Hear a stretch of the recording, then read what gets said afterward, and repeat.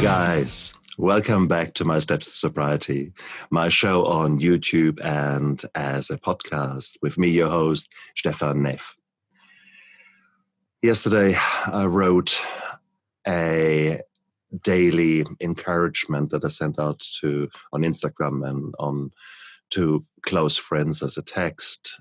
And that encouragement went along the lines of that wearing a mask is sometimes, not sometimes, all the times, as far as I'm concerned, just so fatiguing. It is, you're trying to pretend that you're something that you're not. And especially nowadays in the age of social media, it is so bloody normal. And people even now start believing the masks that they put in front of their face and think that's the real them. So we've lost the ability to look truly into ourselves. With that preamble, I'm extremely humbled to get Elena Thurston here to me onto the show. Because Elena, like me, is changing the way that people think about themselves. And she does so by living her true identity, living out her true identity. She lives the life that she meant to live and has stopped trying to please others. So it's a beautiful, beautiful, beautiful journey that I take you on today with Elena. So thank you so much, Elena. Thank you for coming on to my show. Thank you so much for having me, but also for all the time and energy you've put into building this platform so that it can be a place where you get to pass the mic and serve your people. I really appreciate it. Oh, thank you. Elena, we met on this podcast forum, and when I read your journey, I knew I had to have you as a guest on my show. Because I drive a Toyota Estima. It's a people mover, can fit sort of 6-7 people in there. And that was exactly who you were, how you described yourself.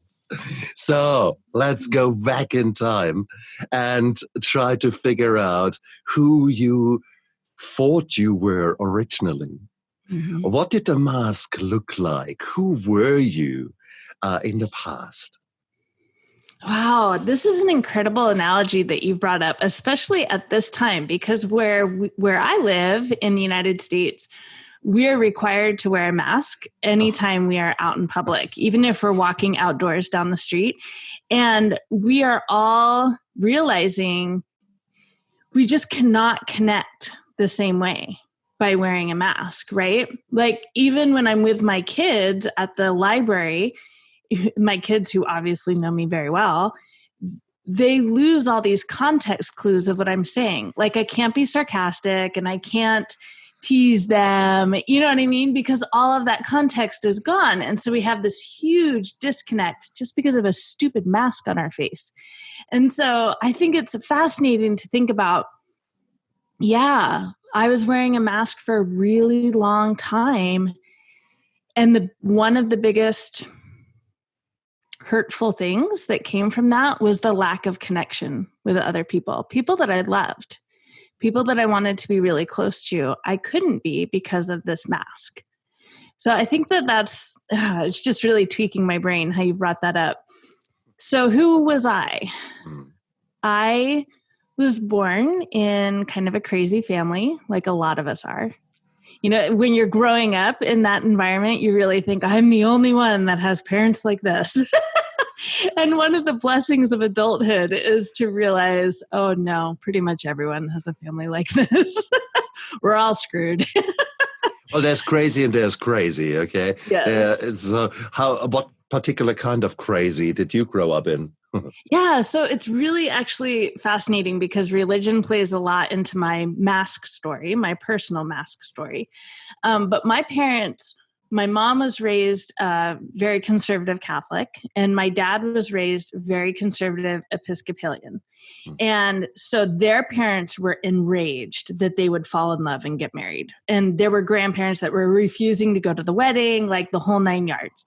And it was a huge part of the reason why they moved before I was born, but when my two older siblings were already here.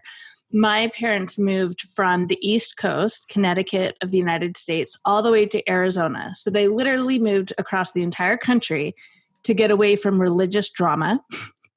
And then when I was 16, I chose to join a fundamentalist church. Oh, God. And so I'm sure they were like, why? Was that rebellious? Was that automatically what a 16-year-old does? You look at your parents. What they thought. Yeah. When I've gone back recently and asked my dad and stepmom, like, what did you think when I got baptized? Like, do you regret not stopping me? And they both said, you were a 16-year-old teenage girl. Like, we thought, okay, she'll be Mormon this week and she'll be Buddhist next week and she'll be vegetarian the week after that. They were like, we weren't going to fight you on that. We didn't realize it was going to be a 20-year issue in your life, but we didn't fight you. So yeah, it was a lot of, I didn't really feel like I belonged in my family. They had all just come from the East Coast, right? And so I was the first child of the family born on the West Coast without my grandparents nearby. Like, I didn't connect with all those distant relatives that my family were always very connected to. I had never met them.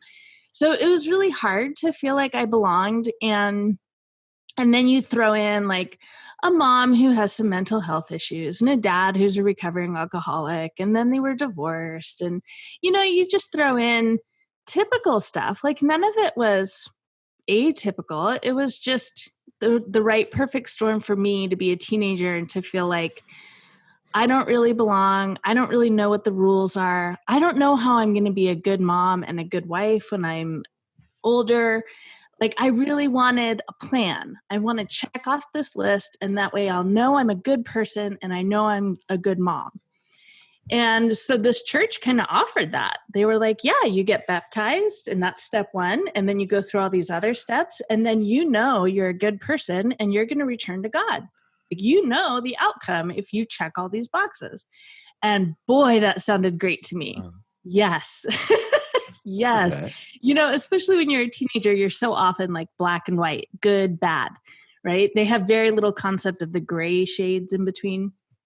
And so I was just really excited to not only have the plan, but also I had this community that were like, yes, you're now one of us. Your first name now is sister because we're all brothers and sisters. And so your sister, at the time I was Normington, right? That was my name. And your history is now our history. Or I guess I should say it, the Mormon history became my history. I became adopted into the fold.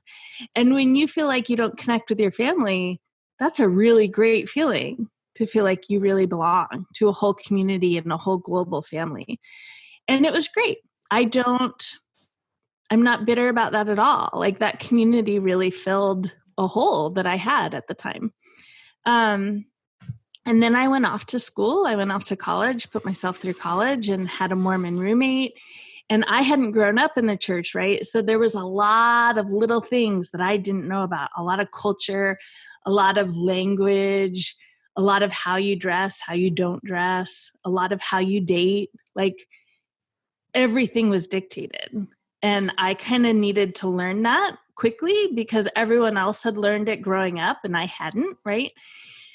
And so she introduced me to a friend of hers from high school. He'd just gotten back from his mission, and he was nicer to me than any other man I had ever met.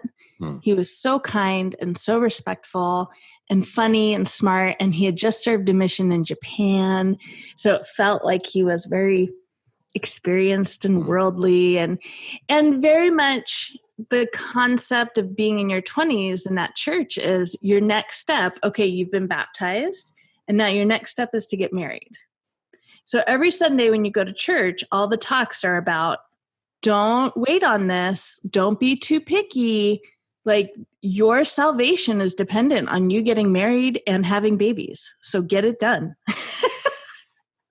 So I was 20, I was 19 when I met him, and I was in my senior year of college, and he proposed and I said yes. And we got married when I was 20. He was 22, I think. And he had a full ride scholarship at another school, actually the church school that's in Utah, and Brigham Young University. And so we went there, and he did his bachelor's and his master's. So we were there for quite a while. And I had luckily graduated, and that was the only way I was able to support our family because I had this college degree. And it turned out I was one of very few Mormon women in that time that had her college degree. So that was kind of interesting. And I learned a lot about Utah culture during that time. And I learned a lot about the organization of the church. And it was during that time when it became very clear, this is not a Sunday only religion. This is a lifestyle, and you're going to live it every day, day in, day out, for eternity. This is not just till you die. Like, this is for eternity, which is also the marriage, right? It's not just till death do we part. It's we are sealed for eternity. And that's the only way to get to heaven, by the way, is if you're sealed in a temple to an eternal companion. Okay, so we've kind of set up what I'm trying to accomplish. I'm now in my 20s, and I have gone through the temple. I have gotten sealed so that I can be with God for eternity. And by the time I'm 30, we have 4 kids. And by the time I'm 35, we live in the neighborhood of our area. I'm driving the minivan of our area, right? I've got my 4 beautiful, wonderful kids. And like, our neighborhood literally had a white picket fence going around it. Okay. Like, for real. Oh, dear. Uh-huh. Yeah. Okay, keep coming. This picture is so building up in front of me. Yes. And I'm so conflicted because the rebel in me automatically wants to just scoff it and, oh, come on. And then the other guy in me who actually likes security and likes certainty, etc., says, well, that's not so bad. What's wrong with that? And then it's interesting, the conflict that's building up in me. Just listening to you whilst you actually had to live it. Right? Yes. And I think that conflict is a fascinating symptom of whenever I describe that life, is very much, many people feel the same way. Like, you were living a dream life. At the very same time, you have the thought of, that sounds like prison. Exactly. Yeah. But then again, some prisons, they have good golden bars, and some people like the security and the resoluteness that it offers. You know exactly what you're up against, I guess, or what the rules are. And if you're a person, the rules are. Yeah. Yes, I knew exactly who I was and what the rules of my life were. Yes, I was a mom of 4 kids. I was the wife of a CPA, a tax partner in his firm. He had gotten partnership before he was 40. So I was the wife. I was the mom. I made bread every week. I was in Boy Scouts and Cub Scouts. I was one of their leaders and made sure they got all their little merit badges and got to Eagle Scout, like the whole thing, right? Like, and I knew I could have those labels, and that meant I knew who I was, right? Those roles, those labels that I had put on myself were Elena. That was me. And so when I would have little thoughts pop up in my head, like, I am so trapped, I would push them away so fast before I could even finish the sentence, because look at my life. It is amazing. I mean, I'm doing better than 98% of the world, and I am not ignorant of that. Like, I have nothing to complain about. So when that thought pops up in my head, I will absolutely not entertain it. That is a worldly thought, and it's selfish, and it's everything I'm trying not to be. And so I'm not even going to acknowledge that I had that thought at all. And then my youngest went off to school, and all of a sudden I had 6 hours a day to think for myself, about myself. And that was really hard because those thoughts started coming in a lot. I feel trapped. I don't like my life. I'm so discontent. I'm so unsatisfied. And so I just did it's very prescribed. My youngest goes off to school. What am I supposed to do next? Join a gym and get my body back. That's what I'm supposed to do. So I did. I followed the rules and I joined an awesome gym, and it turned out I really loved it because the weightlifting was yet another way to get this external feedback that I was a good person. I could track my physical weight going down every week. I could track my strength increasing every week. And what that told me was, I'm a good person. I'm in control of my body. Oh, you're not? You're overweight? That's too bad for you. You must not be in control. I am in control. Right? Oh, excellent. Yes. But then again, let's whilst you're making a little bit fun of it, let's just talk about that freedom that you gave yourself there, because running a household that is strictly prescribed, having 4 children, for crying out loud. I mean, we were not struggling with 2, but 2 is already a handful. And now to herd cats and to try to get that life sorted for the last, what was it? You would have been, when was your first one born? I was 22. 22. And we are now talking... I'm 35 at this point. So that's 13 years. 13 years of working day in, day out, bloody hard, because baking bread is beautiful, but that takes half an hour out of your life. Okay. Yeah. So then the next thing and the next thing and the next thing. By the time you are hitting 10 o'clock at night, you are a dead woman walking. Come on, you're crashing into bed. There is not even time for you to contemplate, who am I? You had your own life on hold for the better part of, 13 years. So right. But I was completely convinced that I was living my life because I was doing all the right things. We were studying our scriptures every morning together at 6 a.m. as a family. We were saying our prayers together every night before bed. I was going to the temple every week. I was going to church the 4 days a week that I was supposed to be there. Like, to me, I was like, this is my life and this is what I'm living. Right. And I am checking off all these lists. And that's why I couldn't stop and be like, oh, is this my life? Or is this the life that's been prescribed for me? I could not take the time to ask that question because there was so much to do. Exactly my point. So therefore, I guess we need to give yourself a little bit of lots of credit, lots of, wow, you did that and you kept it together. Wow, that is a huge achievement in its own right. But tell me, are there Mormon gyms? So is that, or no, was that just a normal gym and suddenly you got involved with actually a very different crowd in there? Yeah. I mean, a lot of the people that were there, because our area is actually 75% Mormon. Oh, wow. So statistically, 75% of the people that were at that gym were probably Mormon. But it wasn't like a very Mormon atmosphere. And then I couldn't stop the thoughts. And so I started running. I started doing long distance running because when you're struggling to breathe, you can't think. So it helped a lot. Okay. Looking back, I realized I was literally running away from my life. Yeah. And I'm not a natural runner by any means. And so I had a good friend who was an incredible long distance runner.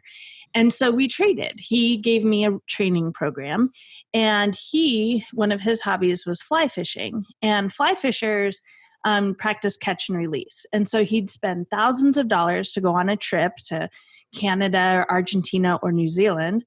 And then the only thing he had after the trip were the photos. And I was a professional photographer. And so I gave him photo tips and he helped me train for marathons. And then he had friends that wanted me to help. And it kind of started to blow up. And I was like, oh, if I'm going to charge people money, I need to learn more about this sport. So I started taking lessons and I fell in love for a few reasons. One is It's so technical. It takes so much skill and presence of mind that it pushed out all those thoughts, right? I couldn't be distracted by all those thoughts when I was so focused on landing a fish. But the other part of it that was so good for me, well, first of all, you're standing in a river, which is that in and of itself is like really good for your physical and mental health. But you also have to really be in flow. You have to close down all those 437 tabs that are in your brain, right? And you have to be so present and so embodied and so grounded. And I had never experienced anything like that. I had never meditated a day in my life. Like I had never welcomed that experience into my life. And all of a sudden I was on a pretty regular basis. And I started to connect with my body again. I hadn't realized I had been so disconnected from it for so long. And I started to be okay being in my body. And I started to trust that I could listen to my thoughts and it would be okay. The world won't come crashing down. And the thoughts that came out at that point were, yet the reason you don't like your life is because you love your best friend. You're completely in love with a woman. And that was a tough realization to make on a few levels. Obviously, I'm married to a man and had been for 17 years. I have 4 children. I belong and am very active in a faith framework that says homosexuality is a sin, and I will not get to heaven if I am a practicing homosexual. And I didn't know if she liked me too, and she was my best friend. And so I couldn't say anything. If I said anything, I could screw it up, right? And she was the only source of happiness in my life at that point. And so the stakes were very, very, very high. She was a fly fisher as well. She was one of the people that had taught me in the beginning. And eventually the two of us couldn't fight it anymore. And I had to tell my husband and I had to tell my bishop. And it wasn't, looking back, it's astounding to me. There was never a question of, all right, well, maybe you're gay. Like, how do we want to work with that? It was never that. It was, Elena, you screwed up. You let things go too far and you need to fix it. You're broken now and you need to fix it. So in my effort to fix it, and to keep my life and to keep my afterlife, I enrolled myself in a conversion therapy program. It's also called reparative therapy. It's any therapy whose goal is to suppress the same-sex attraction and result in heteronormative attraction. My husband knew I was doing it. So I'm sorry? I didn't even know that something like that still exists. Is that that's like exorcism? In for the lack of a better word. Right, for the lack of a better word. So it exists on a spectrum, like everything in life. And so there is conversion therapy that's just talk therapy. And there is conversion therapy that's very physically invasive. And it used to be like electroshock therapy, right? And that was very prevalent in the 50s, 60s, and 70s. And now what's very prevalent is forcing someone, especially teenagers, that's who gets sent to the conversion therapy camps most often, forcing people to watch homoerotic images and then forcing them to drink like a charcoal drink that will make them vomit.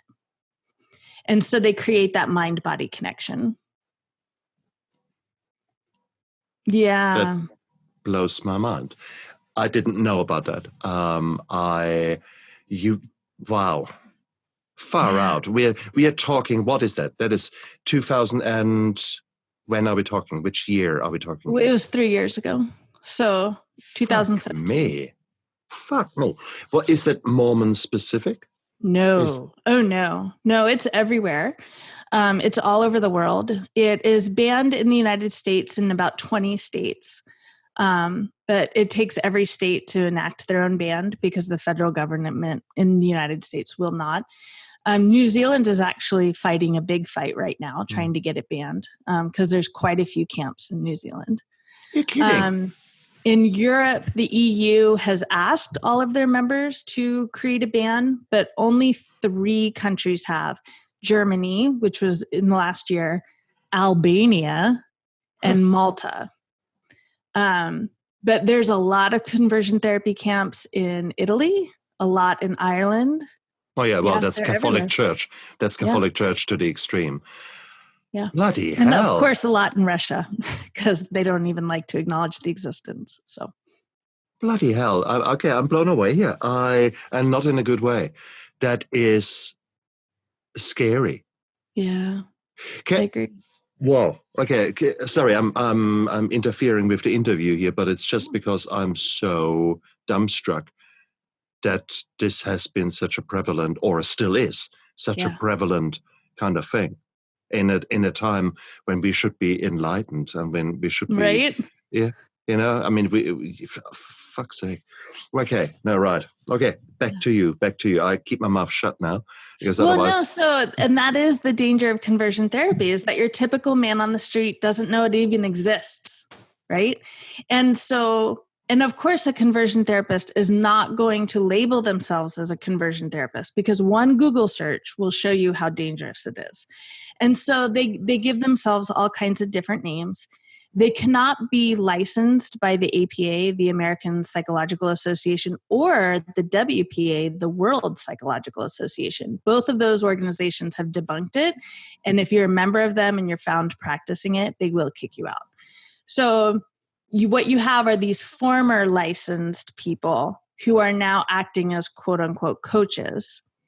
And when they throw pseudoscience at you, it sounds logical, but more than that, you're freaking desperate. And so I went into it with like tunnel vision. I didn't Google my therapist's name. I didn't Google the concept. Can you be cured from homosexuality? Because there's no success rate at it.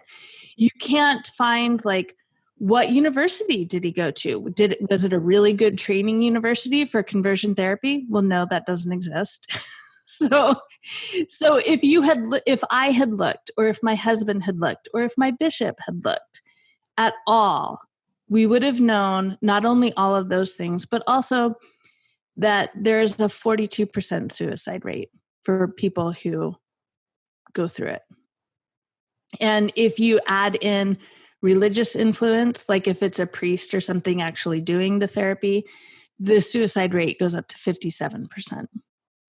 And you can get those statistics from a group called the Trevor Project. They did a huge, massive survey. So that's the problem, is that most people don't know it exists. And then of the ones that do, they're so desperate for a solution that we weren't willing to look into it and make sure that it wouldn't cost my life. Because I truly don't believe that these parents and these spouses that send people to conversion therapy, I truly don't believe that they're aware of the risk that they're taking.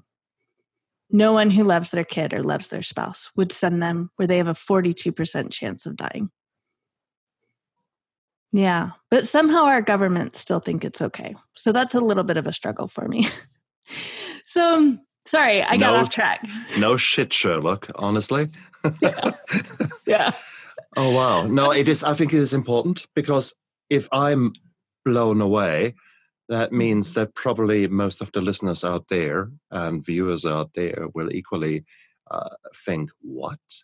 Yeah. Because it is, as you say, it's not out there. It's not being highlighted probably outside of LGBT groups and people who focus on that on a more common level. So therefore, let's break that taboo and actually talk about it. Let's use that interview and highlight the 1 in 2 chance that you take your life. Yeah. And that is a brutal, brutal figure. Yeah. Yeah, it really is. And when I got to that point, and I was so privileged, and I know that it's privileged, that I was able to get help that day. I woke up with a plan to take my life, and I was in a psychiatrist's office by 2 p.m. that afternoon getting emergency help. And to hear that psychiatrist say to me, "You have been in conversion therapy. You had a 42% chance of this being the result." that was like, oh my gosh, I'm not crazy. I'm not crazy.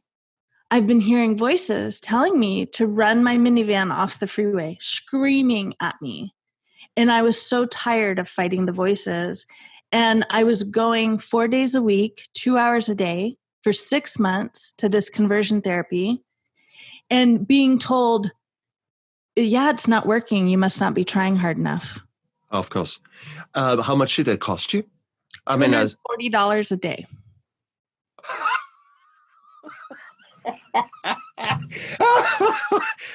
Unbelievable. Unbelievable. Yes. The guy belongs behind bars. Yeah. Yeah, he does. Yeah. Okay. But he's a millionaire instead. Far out. Because, well, if you look at statistics, and these are very conservative statistics, 1 in 20 people would identify themselves as homosexual or gay, Yep. etc. I recently had guests on the show where I asked that question or discussed that incidence, and quite rightly, those guests pointed out that when you're taking a survey, most people will hide that they're homosexual. Yeah. They will not admit to that. So the official 5% are probably well and truly a low figure, and it's much higher. Also, don't forget that the world is not black and white. Yeah. Whilst you might actually quite be attracted to the opposite sex, it does not mean to say that you're 100% happy with that all the time. So it is that the gray zone that is probably quite significant out there. But then to mislabel it as I guess to label it as a sin or to label it as a crime, that sounds like something from the Victorian age. And yet we are living it here with our blinkers well and truly established. Oh dear. So what happened then? I mean, when was that? 3 years ago we're talking? Correct. Yeah. So 3 years ago. So I was able to get the emergency help, and I was able to understand why I was feeling the way I was. And I was very lucky in that they prescribed me, for the first time in my life, I was taking anti-anxiety and antidepressant, and I was sleeping for the first time in years. How beautiful is that? Oh, so beautiful. Yeah. And with every night of sleep, I could wake up and life was just a little clearer, and my connection with myself was a little clearer. And I started connecting dots. And one of the dots I connected was, it was during the Brett Kavanaugh hearings and the Me Too movement was happening, and Gwyneth Paltrow was out there, and it was starting to become very apparent how many women have been assaulted. And we started to see these statistics of 75% of American women are assaulted. Well, the reason I bring that up is because my therapist, the science he was applying, and I say science in air quotes, is that he was sure that something had happened to me as a kid that made me think that I was attracted to women. And so if we could go back in my memories and heal that trauma, then I wouldn't be attracted to women anymore. And yes, like a lot of women, I had suffered an assault. I was 15 years old, hadn't told anyone about it in my entire life, not my parents, not my husband, no one. And I told him, and the thought was, okay, we're going to go back and heal that experience. And then you won't be attracted to this woman anymore. You won't be in love with her. And so he had like a breathing technique that I would do every time I came in, where it's not like a hypnotic trance, but kind of, in that when you think back to a memory, all the details come in a lot stronger. You remember things you had forgotten, right? And so every day, we would go back to this memory of when I was 15 and hash it out and experience it. And sometimes I'd change the ending. Sometimes a hero would come in and save me, like all these different scenarios in an effort to heal this trauma. And so here I was on the meds finally, and starting to make connections and realizing 75% of American women have been assaulted. 75% of American women are not gay. That doesn't correlate. Oh, touche. I love it. Okay. And then I started to think about good friends of mine who had gone through their own like horrible assaults and thinking, man, if anyone should hate men, it's these women. Like, of what they've gone through at the hands of men. Like, if anyone should be a lesbian, it's these women over here. And they're not even a little bit attracted to women. They have husbands and very healthy sex lives. And I'm over here without that. And trying to figure out, like, so am I broken? Because 6 months of conversion therapy has told me I'm very broken. But the science says I'm not. And then when it came down to a question of, I had a therapist tell me early on, don't you ever come out to your kids. If you come out to your kids, it will destroy them. You'll ruin their lives. So, of course, as a loving mom, I lock that down. I'm never going to come out to my kids. I'm never going to hurt my kids deliberately. And so then to almost lose my life, then it became, do I want my kids to have a dead mom or a gay mom? Those are my options. I want to stay alive. I have to stay alive. I want that more than anything, to wake up tomorrow on this earth. Okay, what do I have to do to make that happen? Well, it sounds like I have to start living a life without the mask. And as scary as that is, it is worth it to watch my kids grow up and have their own babies. That is worth it. I will take off that damn mask. So, yeah. So that's when Life 2.0 began. Wow. Yeah. That was 3 years ago. How did you break it to your kids? How did you go about that? That was still to date the scariest experience of my life, because I had raised them Mormon. I was the one that had taught them that homosexuality is a sin. I was the one that had taught my teenage sons, don't you ever masturbate, you will go to hell. Yeah, I was that person. And now I had to go to them and be like, hey, so. I think I was a bit wrong. Oh, it might have been a little wrong. That's right. You mean 100% wrong? Yeah. Oh, shoot. Yeah. So were they, may I ask, were they also in a Mormon school at that time? Well, it's a public school, but like I said, 75% of our area is Mormon. Yeah. So good. 75% of their classmates are Mormon. The classmates, yes, but the teaching is hopefully more inclusive and is talking about homosexuality in a more balanced way, in a more biological way. No? No. Our area is way too conservative for that. That is not allowed to be talked about at school, ever. Okay. So there are the influences there that are well beyond the curriculum.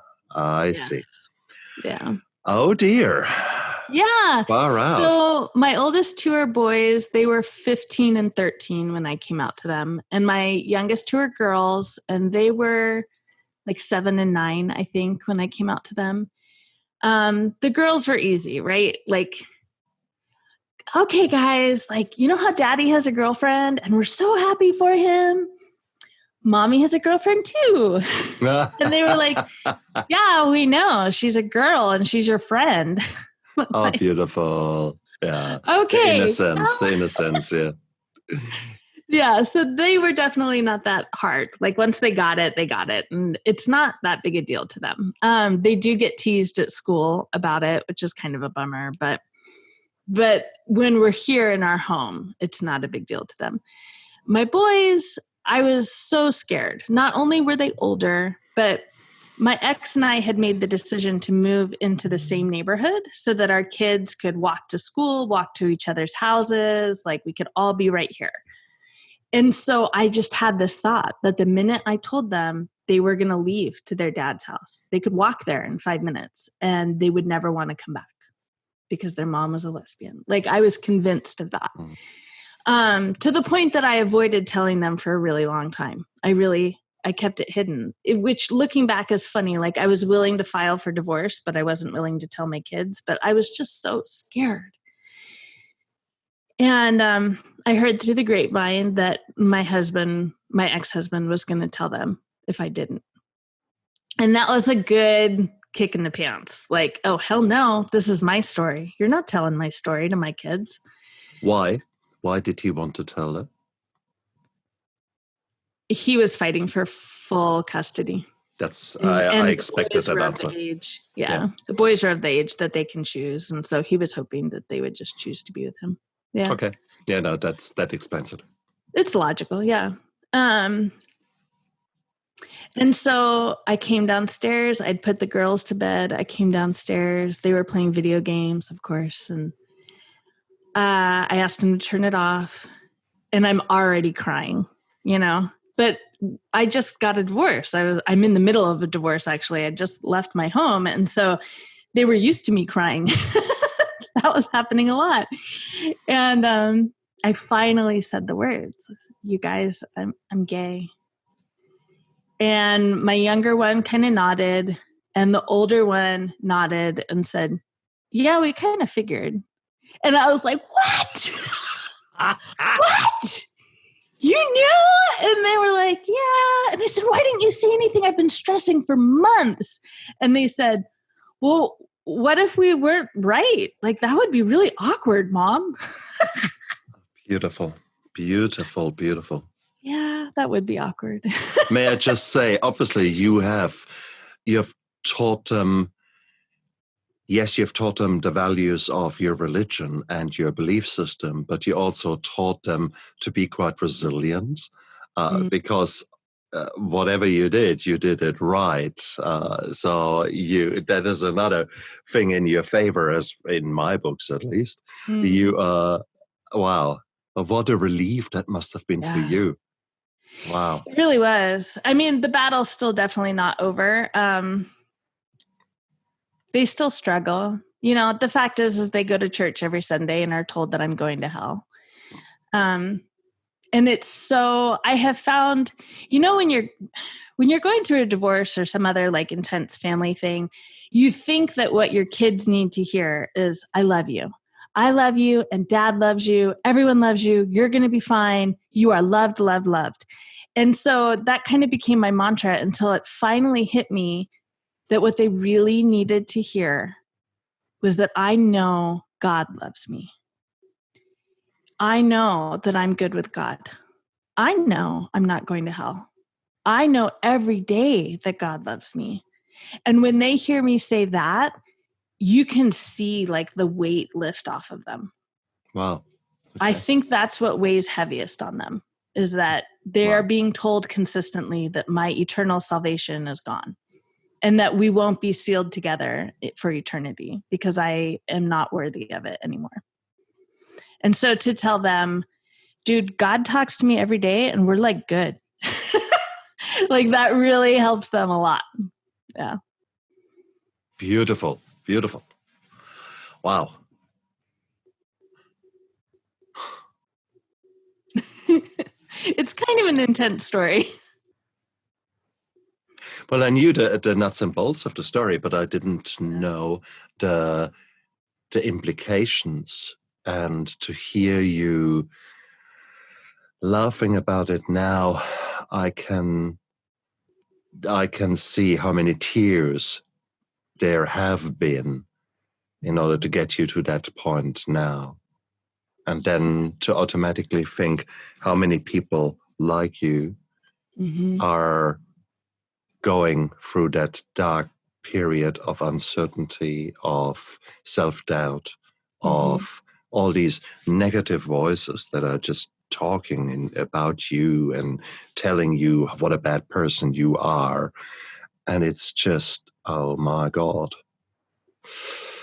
Brutal, brutal, brutal. Are you living together with your girlfriend, so to speak? Yeah, we just moved in together about a year ago. Oh, wow. Cool. Yeah. How did that go? It went really well. Okay. Between the two of you, no doubt. But what about the kids? The girls love her. She's so good with them. And she's actually really great with the boys too, because she's a gamer and they're gamers. And I have nothing to do with video games. And so I can't communicate with them on that level. And she can. Oh, excellent. So, yeah. And she knows all the memes, and memes are very big with teenagers. You have to be able to speak in meme these days. And I can't. I can't either. So that makes two of us here. And it is, okay, wow. Yeah. So, okay, you've gone through so much shit. And now finally the universe aligns and God is smiling, says, okay, enough tribulation now, enough challenges. Let's give her a bit of a break. Okay, I like that. I liked it a lot. I mean, there's only so much shit a person can face on a daily basis. There must be some little sparks of light there. Oh, no, that's beautiful. That's absolutely beautiful. Yeah. What would, if one of your sons now would say, no, that's wrong, because your son's already seeing the happiness that mommy is now radiating. So that's not the point. I guess the question is, what would you tell your former self? What messages would you send back through a time machine if you could? So many. One thing I learned really early on, so I moved out of our family home and got into a rental, and it was the first time living on my own ever. I was 38 years old at that point, and my own master bedroom, my own master bathroom. It was just amazing. But the biggest part of it was how safe it felt. I think anyone who has been in a marriage where there's a disconnect on the sexuality level, that master bedroom has some intense energy in it and intense memories. And it's really hard to feel safe. And by moving out, I don't think I could have even anticipated what a difference that was going to make for me in my state of mind to feel that safe. Because then I could ask myself the hard questions, right? Are you going to stay a member of this church? Do you want to date this person? Do you want to date multiple people? Do you, right? Like all those crazy questions that I didn't feel safe enough to ask myself before, I was able to. And I'll never forget the night that I was scrolling on Instagram. You know, especially in our social media, it can become such an echo chamber because we only follow people that are like us, that think like us and look like us, right? And so my world was very small. Even though I had the internet in my hand, my world was very small. And all of a sudden I was starting to like search for hashtags like lesbian moms. Excellent. Ooh, that would have landed me in a lot of trouble if I was still Mormon, but I wasn't anymore. And so I hashtag searched lesbian moms. I was such a rebel. And I'll never forget, I saw my first picture of two women getting married. And it was like a punch to the gut. I had never seen that. I had always thought there's nothing to celebrate there. They're not healthy people. They're not going to be happy people. Right? It's a mental illness, right? There's something wrong with it. And so there's nothing to celebrate there. And then to remove that shame and that judgment and to look at it and go, oh my gosh, I want that. I want that kind of love. Like that sparks a light in me that I've never had before. That was incredible. You have to remember, I literally did not even know any LGBT people. And here I was trying to self-identify as a lesbian. Like I had no idea. And so that was my very first lesson that I've brought into this new life is that visibility is life. As hard as it is to be vulnerable, every single time I come on a podcast and tell my story, or I go on a news show and tell my story, I get messages from people who are feeling so trapped, who thought that they were the only one, who thought that there's no one who could relate to them. I know I thought I thought I was the only one in the whole world who was an ex-Mormon, mom of 4, and now a lesbian.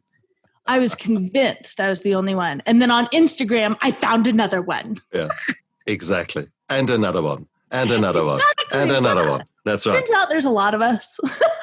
Exactly. Do you all drive the same minivan? Just out of interest. Yeah. Honda or Toyota. You got to be part of the club. Oh, shit. Oh, brilliant. No, it is. And that's see, I thought that is typical for us alcoholics when we sort of think, oh, we are the only ones, and I am the only one who goes through that, and it's also full of shame, full of guilt, etc. And no, it's completely impossible that there could be another doctor out there who possibly has got depression and PTSD and is hitting the bottle hard. No way in hell. And then you actually start, opening up, and other people open up, and suddenly you realize, bloody hell. And there's so many. I need to start a podcast. Yeah, something like that. And then but it's beautiful. It's that freedom of expressing yourself and actually admitting to something that you convinced yourself for such a long time is the biggest sin, is the biggest, oh, what a shame, what a awful person you are for being X. And now to actually say, yes, I am X, but let's actually make something out of that. I can't do something about my past. I can't do something about the feelings I have, but I can now repackage that and actually try to get rid of the evil twins of guilt and shame, and actually say, okay, let's draw a baseline here. Who am I? And that is the biggest question. But then a far bigger question thereafter is, well, who do I want to be? What is my future? Where can I find the joy that I think I deserve?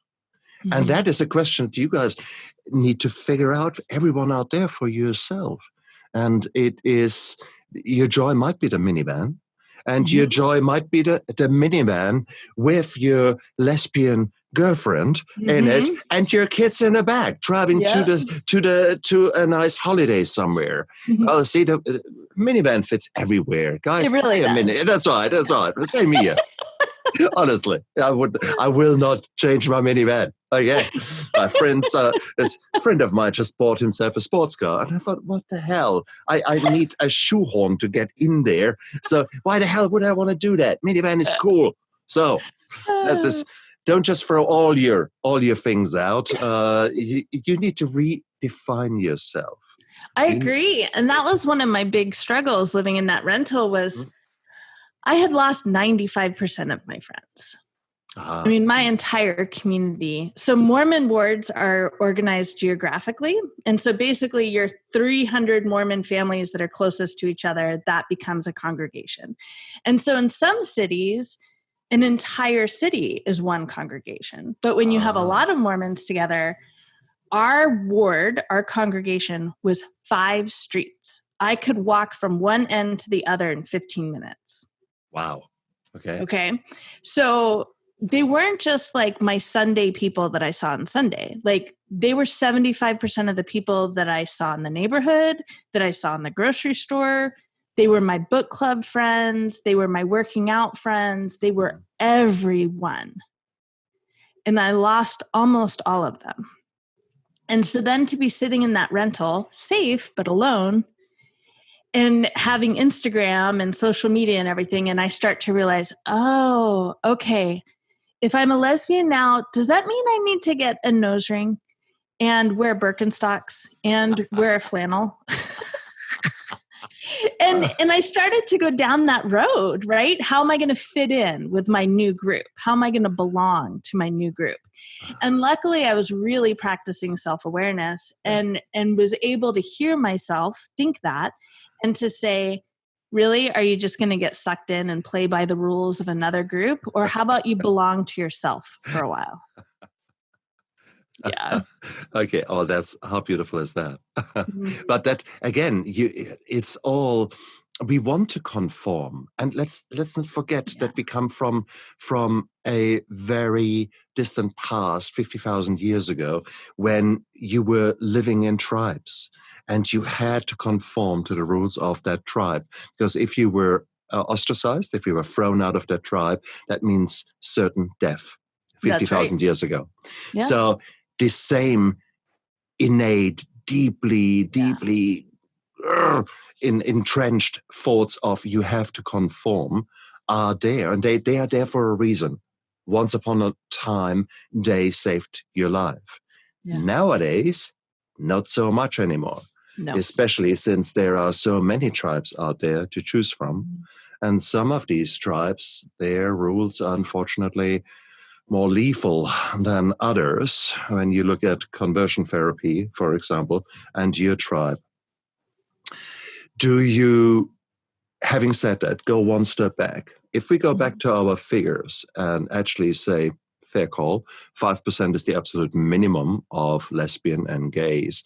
Well, only because you're belonging to the Mormon church doesn't mean to say that there is not that feature of you, the trend to love someone of your own sex, is anyway different. So you might have stronger feelings of suppressing it, fair call, but still the feelings are there. So now you came out, now you were living a life that you were happy with and beginning to explore that freedom. And there would have been a lot of people behind their picket fence who sort of have a bit of a look, and then maybe, just quietly think, did you start a revolution? Did other people come out of that group to actually quietly join you? I don't know that I've started a revolution. I have inspired people to ask themselves some questions. If Elena could live until she was 37 without recognizing that she was dealing with anxiety, depression, and homosexuality, then what am I hiding from myself that I'm not being aware of? And that was my very first message that I was putting out there was, if you're not self-aware, you will deal with it. It's just a matter of whether you're dealing with it consciously or not. Like, it'll smack you around. If you're not aware of the secrets that are hiding in your head that are covered in a dusty blanket of shame. And that's why you're refusing to acknowledge them. I mean, and to put that into really concrete perspective, when I was living in that neighborhood, oftentimes we'd have book club or girls' night out or whatever. And women would start to talk, right? And one of the big topics of conversation was mental health and what prescriptions are you on and what has your doctor said and what's your dosage? Okay, you know where I'm going. And I was the one that would stand in the corner and in my head be like, you first world women and your first world problems. Why do you think you're anxious and depressed? Like, you live the most blessed lifestyle ever. What do you have to be depressed about, right? Like, I was that person that was so judgmental. Why? Because I had so much shame about my own anxiety and depression, right? And I wasn't willing to look at them because they were just covered up with a blanket of shame. So I'm not going to deal with it. Yeah, that'll smack you in the face real soon. So there's a book club waiting to happen in the Mormon church. Secret society of no, that's secret society automatically is negative. Let's not use. Let's be positive. So, how would you do that? Finding yourself in the Mormon church, version 2.0. Well, actually, now drawing parallels to, again, the recovery system, AA. AA can be extremely religious, and I'm so not. So for me, I just don't have that religious spark. I've never experienced that. So therefore, I'm quite a skeptic there. And I'm not alone. So there are my book, 12 steps to my steps to recovery, is explaining the 12 steps, but as a business concept, You have got a failing business that you realize that you really need to do something about it, and how you would go about helping a friend who is in the same profession, and he's failing and you're good, and you would come on board and say, look, let's have a look what's going on. So that's how I look at the 12 steps, which is a sacrilege for some people who believe no, that's a very God-driven thing, etc. So as stupid as it sounds, is there a secular version of the Mormon church? Is there a less black and white version of the Mormon church? Or is that an oxymoron? Is that completely exclusive? If you're a Mormon, you live that life, like it or not. Kind of. There is, in the 1800s when, it's a big, long story, but in the 1800s, the original prophet was killed, and a new prophet was coming on board. And there was a big split in the church because some of the church felt like the prophet's son should be the next prophet, and other people felt like this new guy, Brigham Young, should be the next prophet. And so it kind of split, and a minority went the way with the Joseph Smith family, wanting the son to become prophet. And so they're called RLDS, Reformed Latter-day Saints. And they're small in number, but they are definitely more progressive. They believe women can have the priesthood. Homosexuality is not a sin. They're just definitely not as conservative. And they still believe in the Book of Mormon. They're very different, but they have the same roots. Cool. There's that. And that already then shows, if there are two versions of the same belief, that automatically would indicate that none of them can really be utterly wrong. It is just a belief. It is a belief system that you accept. And like with all belief systems, if that makes sense for you, and if it fosters your joy and your lovely side of you, and you're truly happy, well, I'm really happy for you. But if the same belief system becomes a huge anchor around your neck and you get thrown into the ocean, well, that will kill you. So I guess. And that can really be the struggle. Like, my kids still consider themselves Mormon, and they go to church with their dad. And part of me feels kind of like how my parents did, right? Like, you can have whatever faith you want to have. And if you're choosing to be Mormon, I'm going to support you in that. And next week, if you choose to be Buddhist, I'm going to support you in that, right? I try to stay in that mentality. Unfortunately, the Mormon church consistently teaches about my evilness to my children.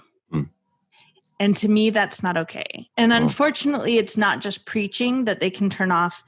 Let me give you an example. So the temple is a really big building that is not for Sunday use. It is for rituals like getting married. Okay. And you cannot return to heaven until you have been through the temple. So it's not just like, by being Mormon, I'm going to heaven. There's like another step that you have to do, and you have to qualify to go into the temple. And every year you have to have an interview with your bishop to make sure that you are, wait for it, worthy to enter the building. And you literally get a little card. And when you go into the temple, you present your little card. Okay. So, and that was one of the first things that happened when I confessed to my bishop that I was in love with a woman. He immediately took my temple recommend away so that I could not access the temple anymore. Okay. Which of course sends the message that I am not worthy. That's the whole point, is I am not worthy. Okay. So now I have these sons who want to go to the temple. And so they have to go to their yearly meeting with their bishop to prove their worthiness. I have an issue with that. I no longer allow my children to sit in a room one-on-one with a random guy and confess any of their sexual sins, quote unquote. So now I sit in the room with them. Ooh. And Ooh. yeah. And one of the questions in the Temple Recommend interview is, do you support anyone or any organization that goes against the teachings of the church? And my 16-year-old son had to turn to me and say, Mom, I love you, but I don't support you. So that he could get his Temple Recommend, so that he could be good with God and be worthy. Wow. So every time they go to church, or every time, I mean, my high schoolers, they go to seminary, which is a class in the middle of the school day. It's a church class in the middle of the school day. So my teenagers are getting church lessons 6 days a week. It's hard for me to stay disengaged and say, yeah, you can be Mormon, or you could be Buddhist, or you could be whatever. Like, this is your choice. It's your path. It's your journey. I want to stay there in that headspace, but it's really hard. There is a saying, your rights stop at the end of my nose. And I think that is very, very true. You need to look after yourselves. And at the same token, I mean, are your boys clear in their head that that is something that they say in order to remain part of their tribe that they want to be? Or is that actually truly hand on heart what they believe? It's what they believe. They have to. They have to. They have to believe that, because they have to believe that God loves them. And the only way God is going to love them is if they're worthy. And the only way to be worthy in this situation is to not support your gay mom. But then again, first of all, this is a new journey for you. Yeah. They have seen many, many years of the Mormon Elena. And now there is this new Elena coming out. Yep. Every day is a new day. And it is like for an alcoholic, the living amends. You have said so much in your life that then didn't turn out to be true. Because we, as alcoholics or drug addicts, we lie so often. So people are used to the fact, whatever you say, it will not come true, or we can't believe you, or we don't trust you.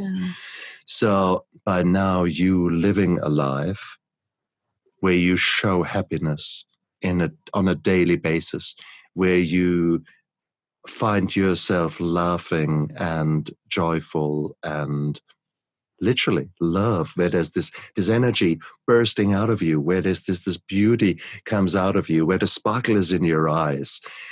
That can't be talked away with by beliefs. Your boys will see that. Your boys will see that you're happy.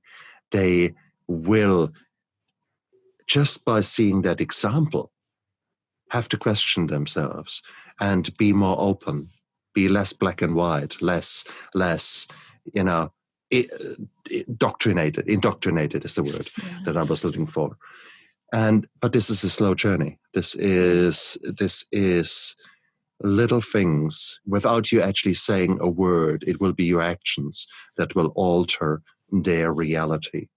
And it's not for nothing that we say that 95% of communication is nonverbal. And there you are. So at least in your house, they will see a very different mom. They will see a different set of rules being applied that allows you the freedom to be happy, which you would have not been otherwise. They will learn about conversion therapy. They will learn about those kind of aspects. They will learn about mental health, because they are so much more in tune with these things now. They hear one side, they hear the brainwashing, but they're intelligent young men, for crying out loud. Let's not take that away from our sons and daughters out there. They have got their own guts, their own intuitions, their own things, and they inevitably will form their own picture, will form their own reality, and you, by just living your life, will influence that so much more than you ever can think. So this is beautiful. You're not only reshaping your own life, shall I say, you are also shaping theirs without you actually doing much more than being happy. It's true. I mean, by you saying that, it makes me think the very best thing I can do for them is continue to not wear a mask, right? Is to continue to authentically connect with them and show them what that life is like, to authentically connect without a mask of shame and guilt and all of the things. One of the things that I realized helped a lot, and so I put this out there because it might help other people, was that I needed to show my kids that our microcosm of a world is not how the world is at large. And so once I was able to find other families that had two same-sex parents and were happy and functional and the kids were normal, introducing my kids to them made a huge difference. Absolutely. They really started to feel like, all right, this isn't as weird as I thought it was. Brilliant. Which is why we started, it's why we started the Pride and Joy Foundation, was to create that kind of community. So like you said, like there's these people everywhere and you want to just bring them all together so that they can realize they're not the only ones, right? Visibility is life.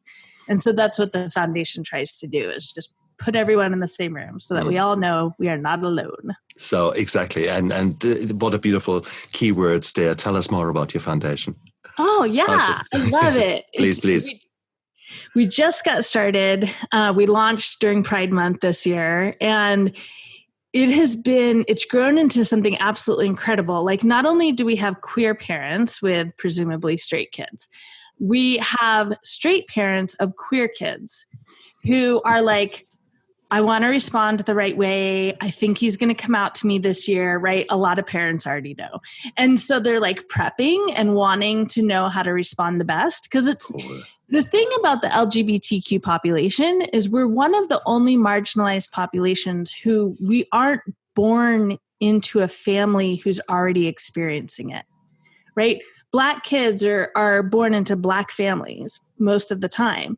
But you don't have queer kids being born with queer parents. And so you have these parents that are going, I don't know how to help you. And these kids are saying, but you're my parents and I don't know what to do either. And so luckily these straight parents are able to come and ask all the weird questions, like, what do all the letters mean? Like, right? They're able to ask all the weird questions and not feel like a jerk. And then now we've gotten to the point where there's enough good friendships in that group that we have like a straight parent of a gay boy saying to the queer parents, I needed to have the sex talk with him. Like, what do I say? And how do I present it? And what do I need to know? Is there stuff that I don't know about? And then the gay parents are able to say, yes, honey, I got you. Beautiful. This is how you bring that up. Okay. Yeah. Oh, excellent. How big is your group now? Oh, we have lots of different layers to the group, right? So the largest group is a little over 300. Wow. So, okay. Yeah. And that is still Mormon country, Mormon. You haven't moved? No. I have not moved, no, because my boys are in high school, so I wasn't going to move them. So here you are. People are coming out of the woodworks, and there are far many more out there that want to come. No doubt about it. Yeah. Oh, beautiful. And so it's a non-profit organization. It's a so you guys our goal, we hope to do like a family conference where all these people who are in this online group together and have never met in real life, that we'll be able to come together for a weekend. And then our big dream is that in the summertime we could do a summer camp where all the families get to go and do all the fun hokey camp stuff, right? And it'll be queer kids and queer parents and straight kids and allies, because that's the third part of our community is we have these parents that are straight who want to be strong allies and they want to raise their kids to be strong allies. And they don't really have the verbiage to do that because we were never raised to be strong allies, right? Like we weren't told how to stand up for the gay kid in the corner, you know? And so that's been an awesome part of it as well, is that they're in the group as well, asking questions, learning, introducing their kids. Because especially when you live like I do in kind of a microcosm, you have to seek out people that you want to be an ally to. You have to seek out, like I had to find gay people because I had none of them in my life. So, And it is what it is. It is what Yeah. it is. It is. Yep. I mean, our life is a journey, like it or lump it. And you found yourself on a few crossroads, and now you are on a path that is new to you. So you had to make it up as you went. And that's, I guess, what life is all about. But at the same token, there are now people like you out there who become beacons for others, who become the torch holders in the darkness, who say, come on, guys, let's do something. Let's be positive here. And let's just shine some light on what actually is normal, what actually is just a version of normality. And I love to see that. It is, let's drop the masks. Let's be honest. And once we can do that, then you can actually deal with the problems. When the problems are hidden, you That's can't right. do much about it. But the moment you shine light on it and say, okay, we've got this, we've got that, how do we deal with that? Suddenly, it is no longer the deadly sin. It is actually just a new version of reality, a new version of normality. It's a new challenge for those parents out there who face suddenly a teenager coming out to them. It is just as much a challenge as any other day. Just take it as that and try to refocus on the sheer fact that you love that person. Yeah. And that person just has suddenly a set of values that may very well be very foreign to you. Such is life. So I think, yeah, exactly. Start learning.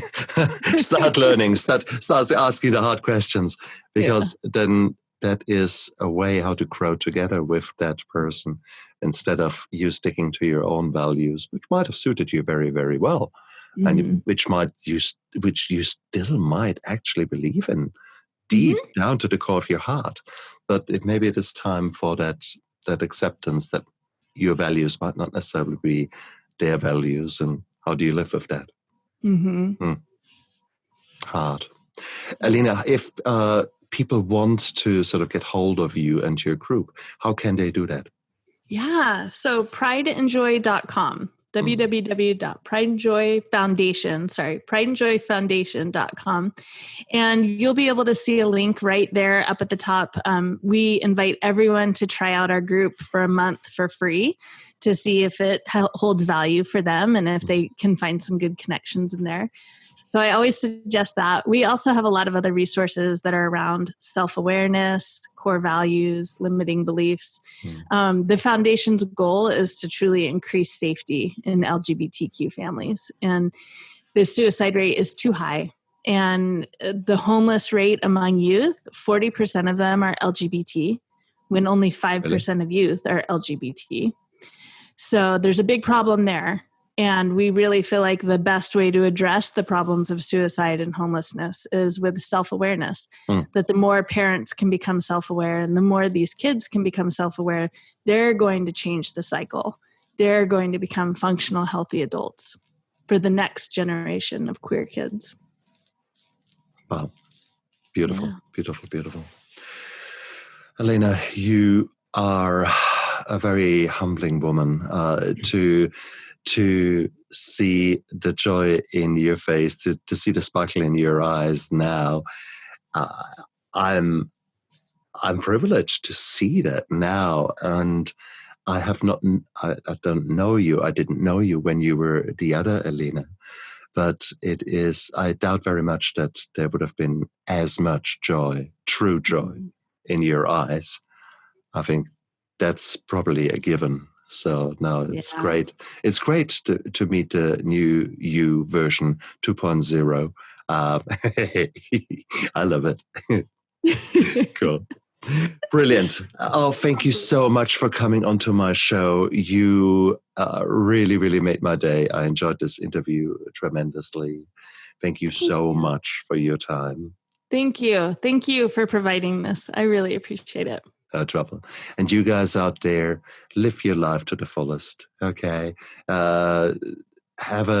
Do a thorough inventory of what's going on in your life. Don't hide behind the mask. Just take the mask off and accept what is happening in your life, and then try to figure out how can you get yourself better and look after yourself. And do exactly that out there. Take care of yourself, guys. Bye. Bye.